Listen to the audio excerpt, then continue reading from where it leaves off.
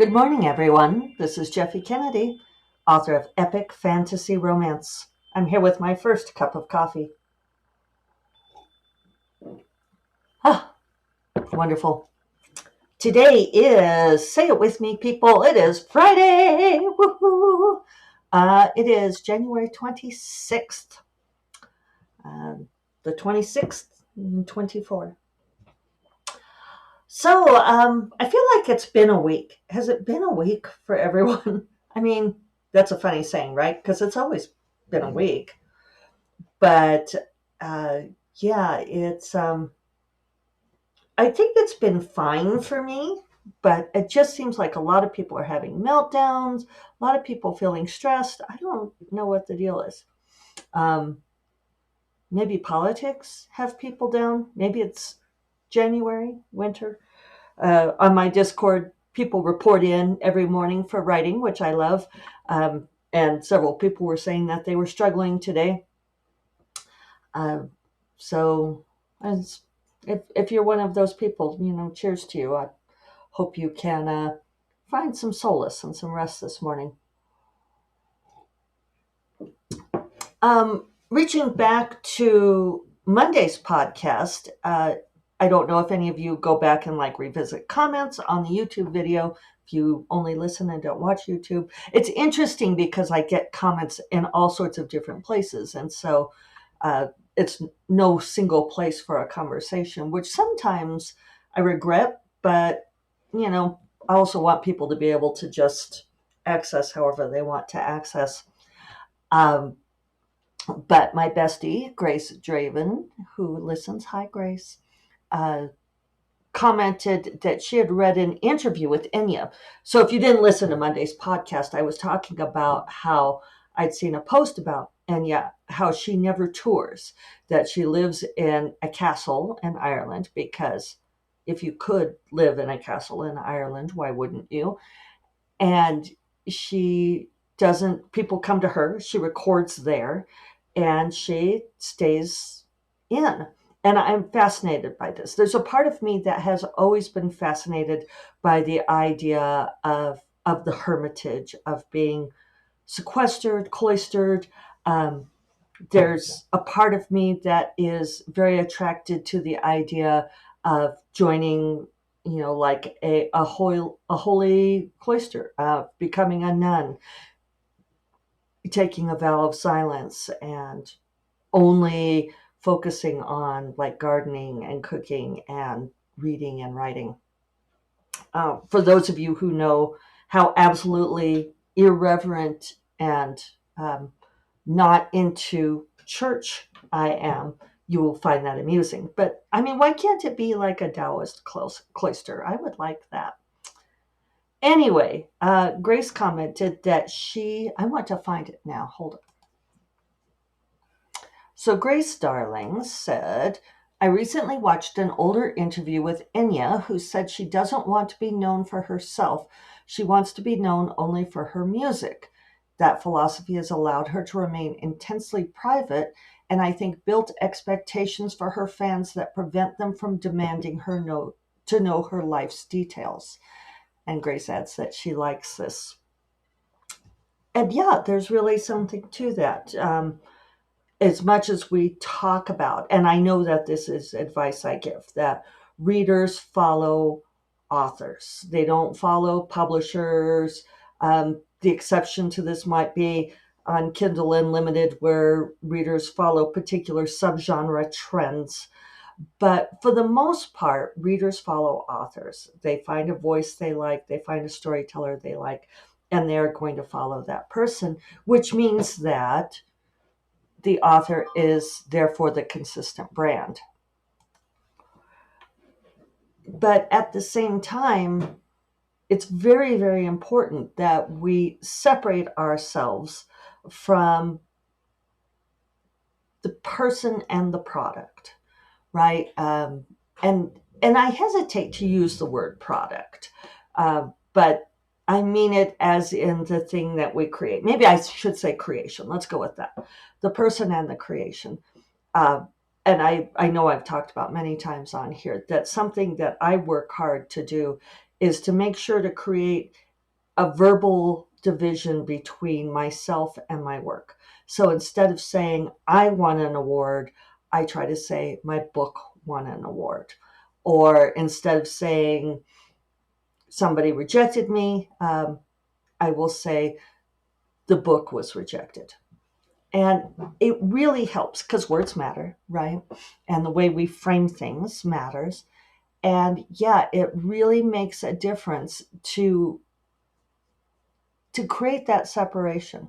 Just as Enya is doing, she wants to be remembered for her music, not for herself. Uh, and and we can see how these things are very tied up. Because our creation comes from us, right?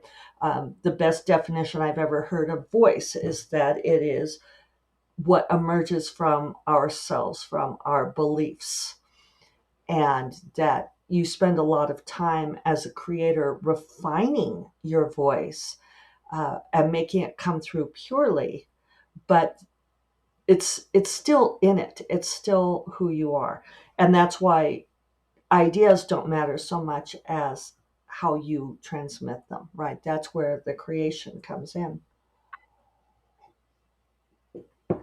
So it's not easy. It's not easy to separate these things, right?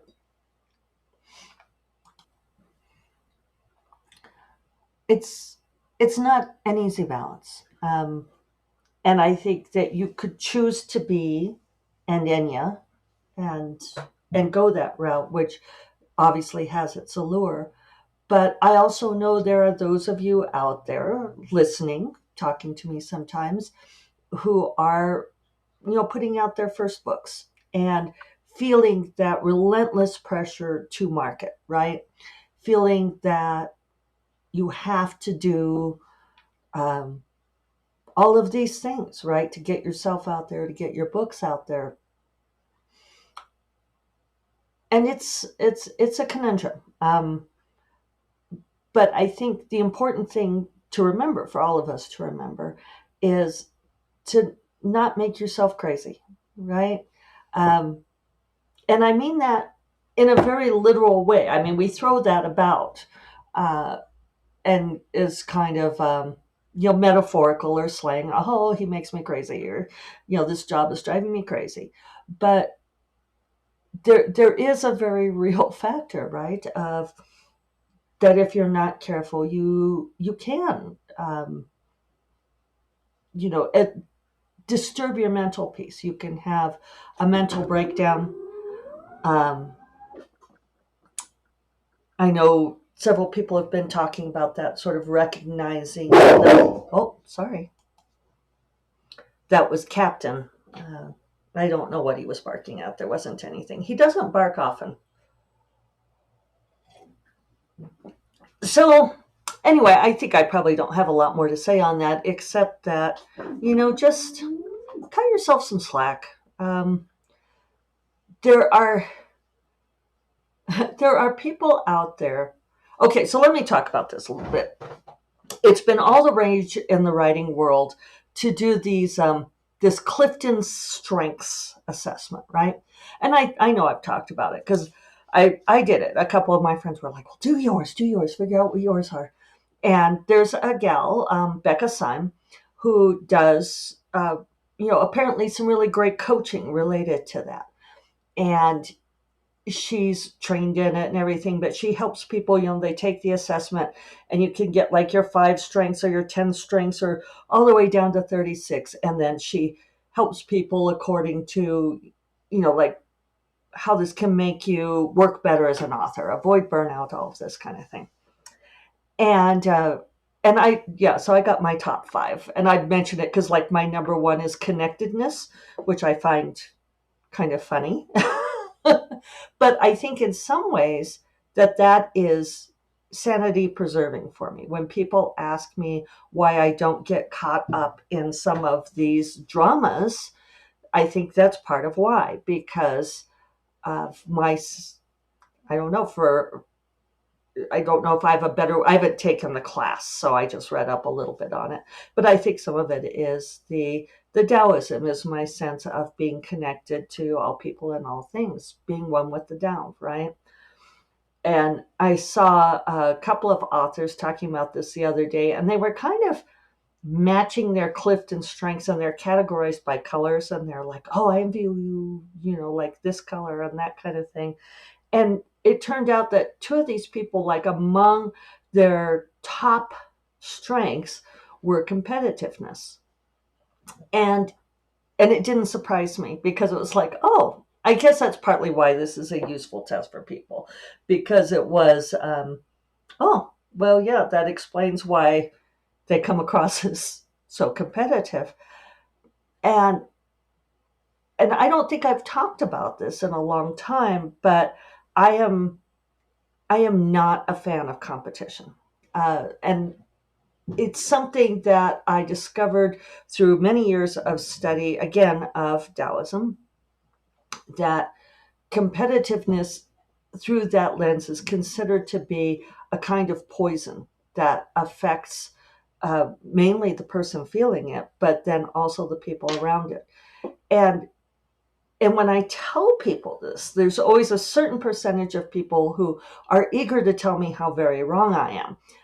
Especially people who come out of like the American, and I'm going to just say American, maybe it's true in other places, but like the sports system, where they're taught that like competition is good, and learning to work with a team, and they'll tell me, like how competition drove them to do XYZ.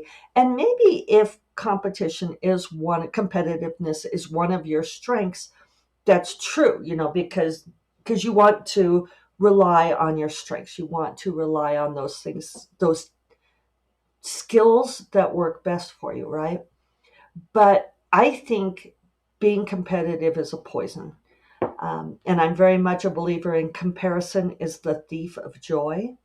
That if you compare yourself to other people, it will not make you happy. It's just never going to make you happy, because you will always find someone else who seems to be having more or doing better.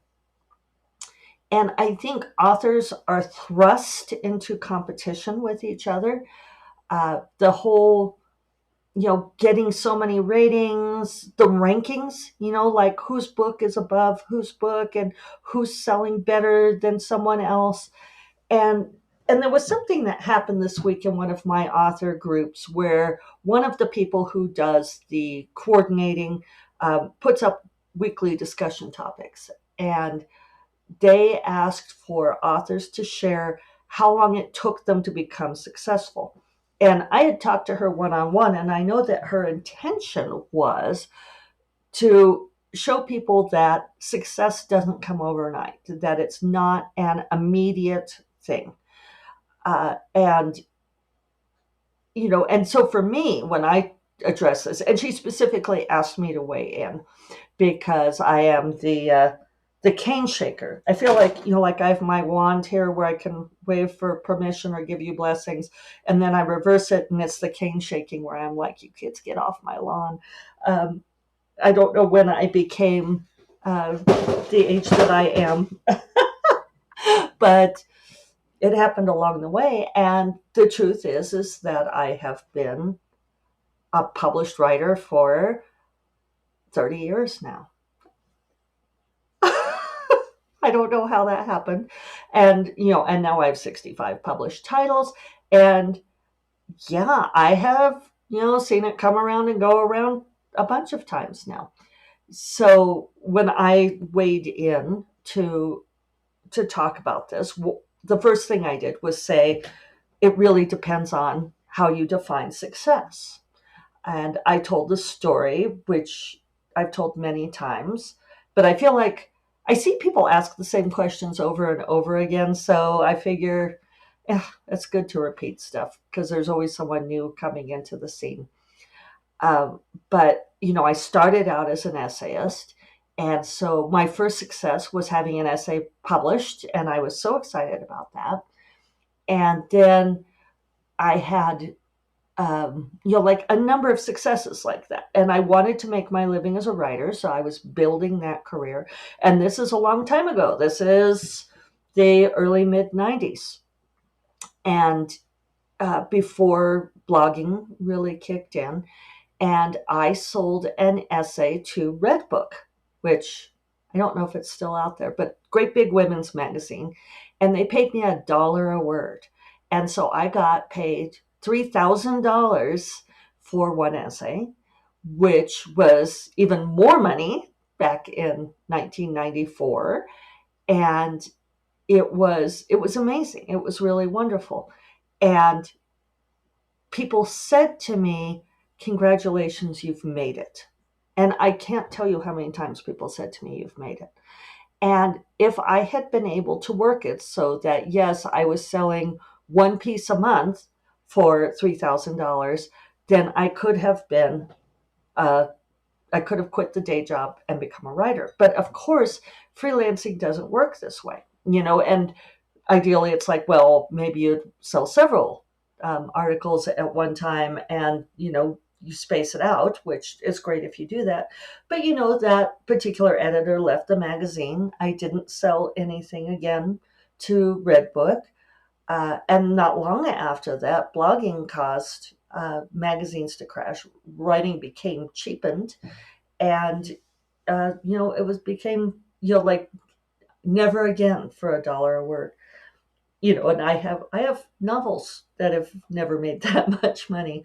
Most of them have made much more than that, but I do have a few that have never made that much money. So anyway, the the point is, I do have one.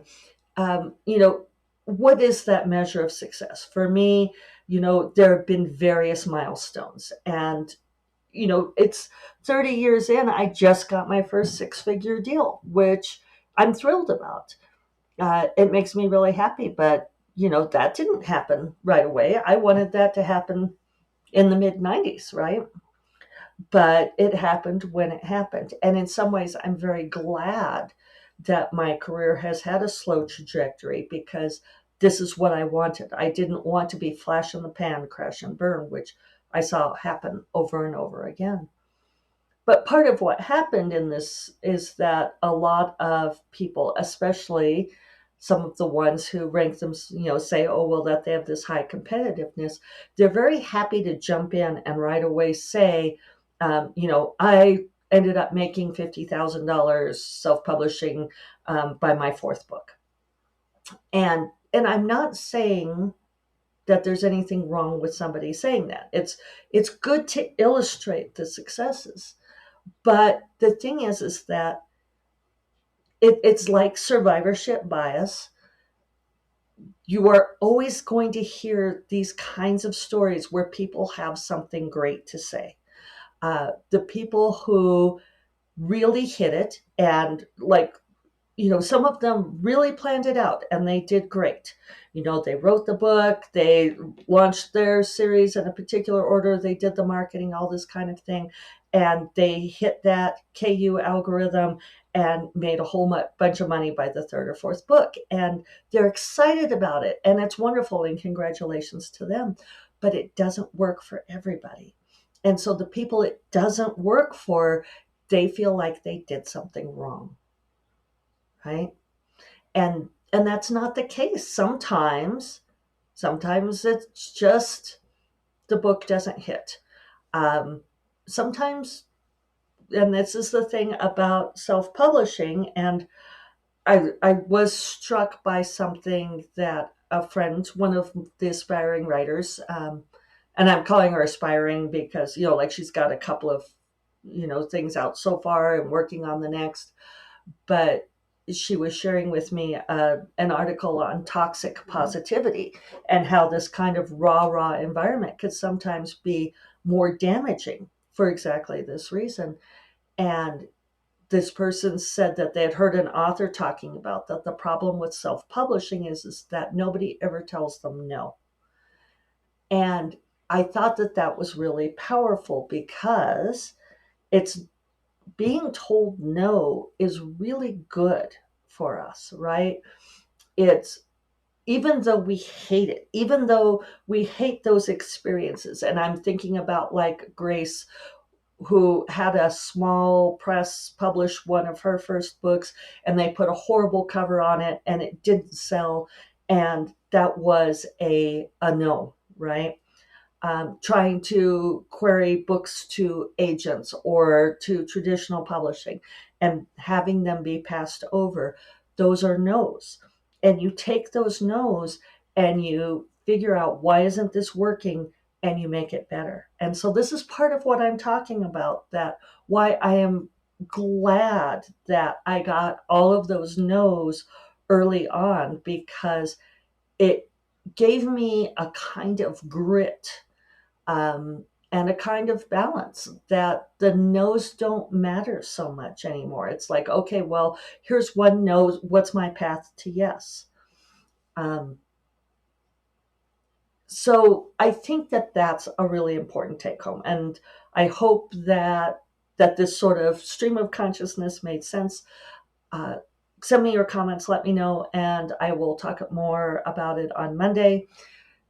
Uh, but I feel like this is really important.